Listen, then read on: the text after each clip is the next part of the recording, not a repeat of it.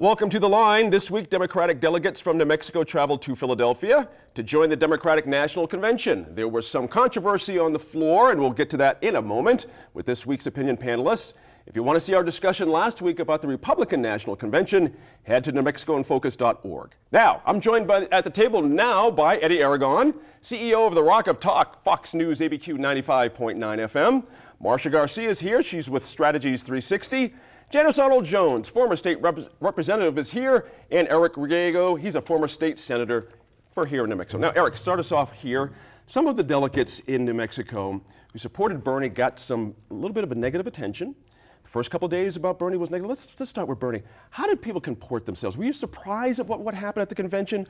Do you think it should have been a little bit rougher? Do you think it should have been where were you coming from on that? Well, I think it's been overblown, to be perfectly honest with you. Unfortunately, some of the kind of establishment Democrats have sort of played it up, and frankly, I think the coverage has been a little bit one-sided in terms of overplaying their behavior. Having said that, obviously nobody agrees with people acting unruly. I was a delegate in 2004, and we had people who had differences of opinion, but certainly trying to hold it together. I think the challenge for the Democratic Party and some of the folks who really, remember, they're not counting super delegates, 18 Hillary delegates, 16 Bernie delegates. Bernie won this county. So if you're truly going to try to represent where the party is, where the party's going, you have to provide voice for those folks. And I think the frustration has been frankly, some of the hubris of establishment Democrats who say, let's marginalize these guys, let's crush these guys, it's over. Right. And I think the larger theme, not just like what happens when you sort of control people and you really marginalize them, then they do things that probably are out of character for them. Right. Some of those folks are good folks. I know a lot of those delegates. They've worked their hearts out, and many of them helped them almost win New Mexico. So to say that they should sort of be kept in their place, we can talk about the platform or the VP nominee. I don't think we have done a good enough job of honoring all of the work that those people, young people, disaffected voters, that Bernie did, bringing them into the fold. And I think what you're seeing is people just feeling really, really sort of marginalized, taken advantage of. So, Marcia, I stay on Bernie here. We'll get to the president and Michelle Obama and some other people here in just a quick sec at the convention. But the Bernie thing was still interesting to me because I really liked what he got for his applause when he came out and to speak. And he made a pretty good case, it seemed to me, that, look, we got to get behind this candidate, this nominee Hillary Clinton, and just get over it. It just didn't quite work that way, though, does it? Bernie people seem to be getting lectured a lot this past week. Get over, you know what I mean? Get over it, get on with it. Everything you try to do doesn't count. How should people take that and move forward? It's a tough thing. Well, I think that we can look back at previous Democratic National Conventions. And, in 2008, when Hillary Clinton gave her concession speech, there was close-ups of people crying. That's right. But again, sometimes it takes a little bit longer for folks to get on board with whoever's going to be carrying the banner for that party. And I think maybe for the Bernie supporters, it might take them a little bit longer. But this isn't something new that we haven't seen before. And I agree with what Eric was saying, that it has been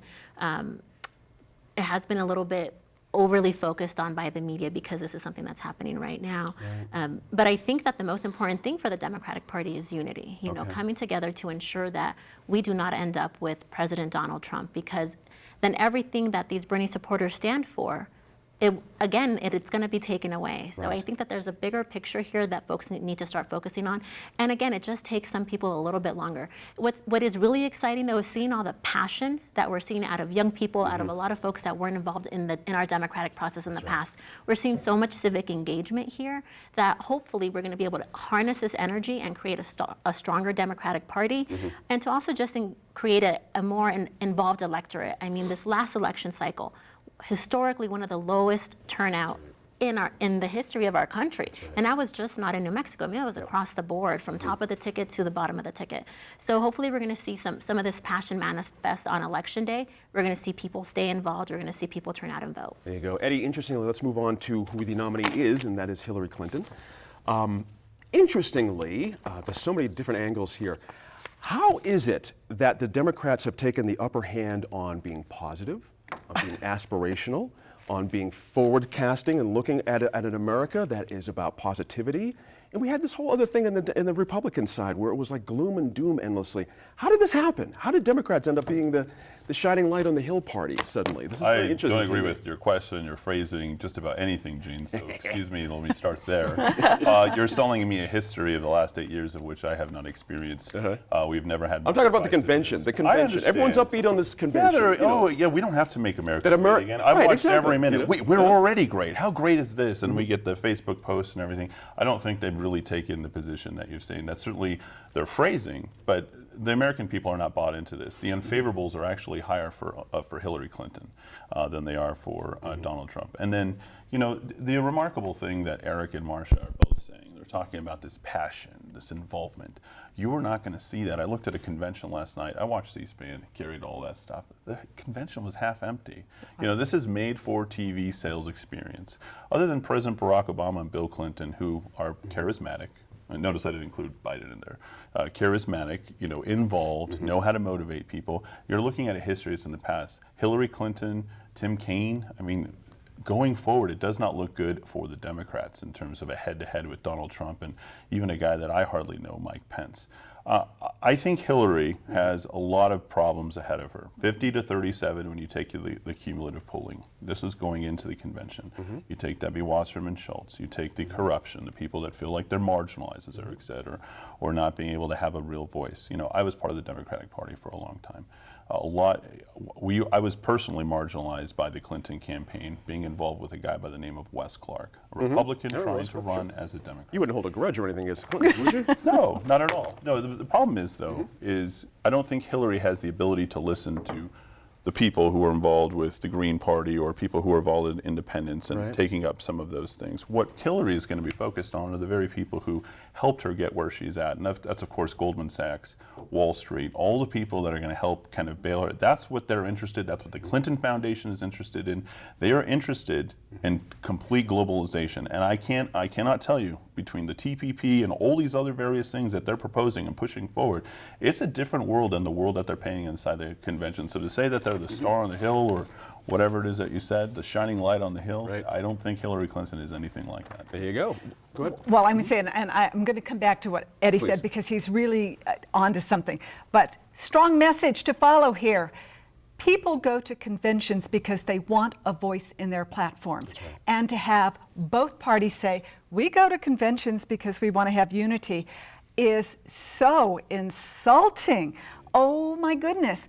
But when you look at the superdelegate system, is the game rigged? Yes, it's rigged. If you look at the rule of the gavel process used by the Republicans, is it rigged? Yes, it is. And people are tired of that. And the numbers, you know, this voice has been growing over the last several years. This is the strongest it's ever been.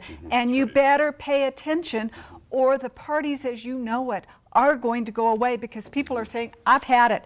I have had it. As a follow-up to that, to Marsha, what she said, which is people's involvement, lowest turnout ever.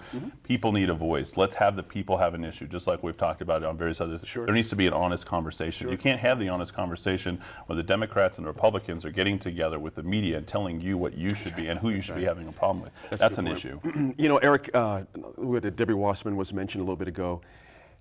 Easy to look back and see it was a distraction, a sign of a major problem. I mean, how did you take this whole Wasserman thing? Because it really blew up 48 hours before she was supposed to gavel the thing, and it just didn't happen. Again, the more you try to control dissent, the more you try to sort of orchestrate things, including an election. And frankly, I think I was really happy to see some sort of Main Street Democrats like Congressman Lujan up north saying, you know what, she should have resigned. You know, and he's in the leadership. That's right. Because at its basic, whether you're Republican, Democrat, whatever you are, we have to believe in our system of democracy and what they did over there. And it wasn't just the silly emails. There was a clear anointing going on among establishment Democrats, and just absolute tin ear that we had to figure out how to really what was the future, not just the Democratic Party, but what's the future of our electorate and all these young people, all these disaffected people who really went out of their way to volunteer and give, whatever the 8 million individual contributions to Bernie Sanders and $27 on average. These are people who are trying to get back in our democracy. We have this, as Marcia and Eddie and others have said, we among developed countries, we have the lowest voter turnout. I mean, it's embarrassing. So why would you not want to make sure that you're opening the process up as much as possible? Let the best person win. And I just feel like the DNC and the leadership, I got. But Eric, the problem in 2008 with the superdelegates? Weren't we promised after 2008 there were going to be changes then? For well, God's we're sake? talking about superdelegates. I'm talking about just the way that the party. And I don't know the Republican parties, but the DNC has sort of tried to control the process and also who gets nominated. Superdelegates, and I agree with Janice on this one, and Fred Harris, who's, one of the superdelegates, said, look, we got rid of this, we need to get rid of them. And I think when Bernie Sanders, when it's 18-16 in New Mexico, when it's a 1.5 point, 2 point difference, to somehow have these superdelegates sort of be the focal point and sort of almost marginalize all the Bernie delegates, except to say that they're unruly and why aren't they getting in line and why aren't they unifying. I think it gets to democracy. Whatever you believe, we want people to participate. I want to go back to one. Okay, go ahead. Just about 5 minutes left on this one. We got to touch on our current president. And Marcia, I'll start with you on this. Interestingly, it was kind of a two-part speech.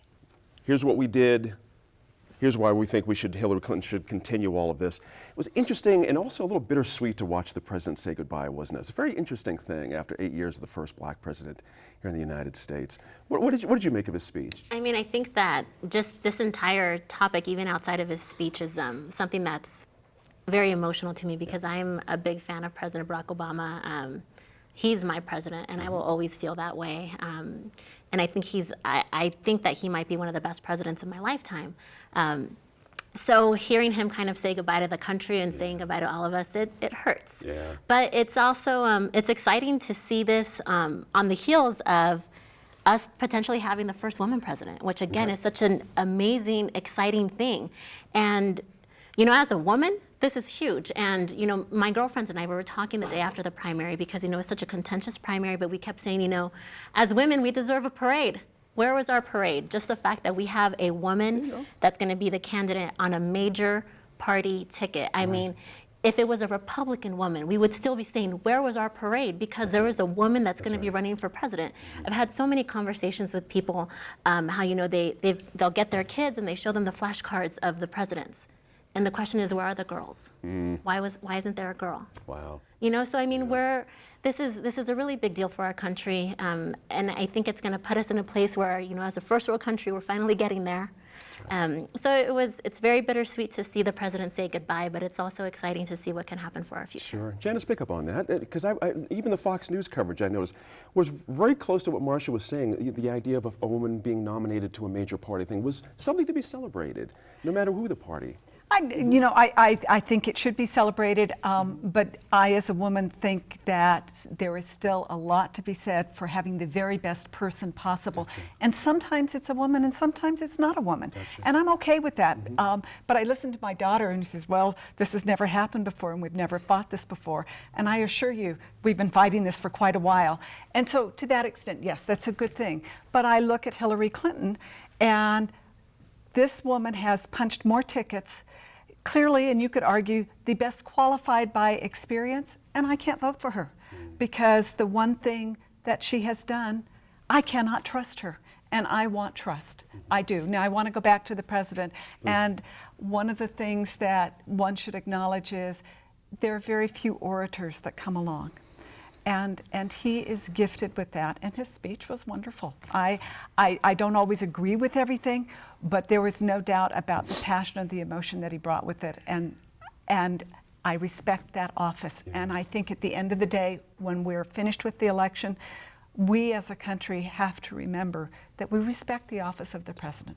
That's right. Good for you. Eric, pick up on that. I think, I was, back in 2008, I was one of, I think, 3 people who were Obama supporters when most of the same people who were supporting Hillary were behind Hillary.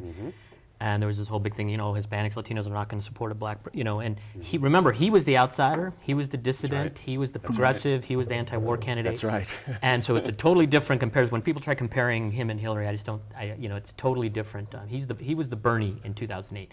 And he's also an amazing, constitutional law professor. I mean, incredibly the best and the brightest we have. And he happens to be an African American, which is great. And I think that's the way we need to look at it. I think it is wonderful that we are finally joining the first world, as Marcia said, in terms of nominating a female president. But I think it is important to think about the values. Women were not rejoicing. Certainly, Democratic women were not rejoicing when Susana Martinez was elected governor. They were not rejoicing when Sarah Palin was on the ticket. So it's important. Descriptive representation, having people of color, having women represented at the highest level is very, very important. And as Janice says, it's important what they stand for and what they believe in. So I think Hillary's challenge is not just carrying on President Obama's legacy in most areas. It's really the commitments that she to bring the Bernie folks into it. It's three things. It's that platform, which were their major victories. Is that going to mean anything? Because there's nothing binding there. Is she really going to implement that platform? And between now and November, to keep as many of these progressives with her, she's got to do that. The team is going to be key, right? I mean, Tim Kaine's a wonderful man, but he's not going to set the world on fire. So I too am a big Obama fan. I didn't agree with him on everything, but he's more than a great orator. He is one of our probably smartest presidents. It was fun to watch, wasn't it? Now, next week, we'll have some Democratic delegates from New Mexico in the studio to talk about their experience at the convention. Gwyneth Doland sat down this week with two delegates from New Mexico who attended last week's Republican National Convention in Cleveland.